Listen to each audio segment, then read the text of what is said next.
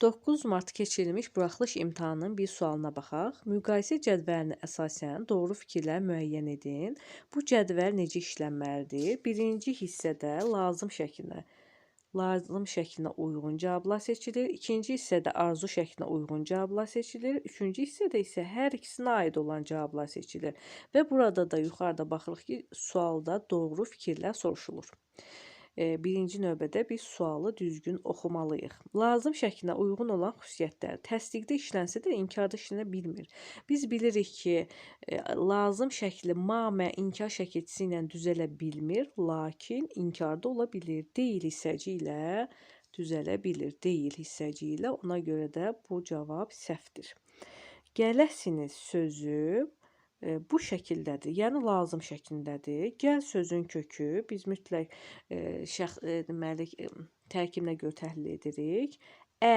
Burada olur arzu şəklin şəkilçisi, siniz isə şəxs şəkilçisi. Ona görə də kaş siz gələsiniz. Bu arzu şəklində olduğu üçün bu cavabı da götürə bilmərik.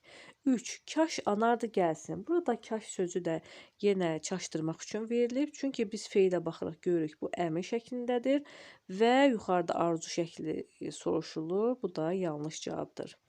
4. İsə köməkçi sözü ilə işlənə bilmir.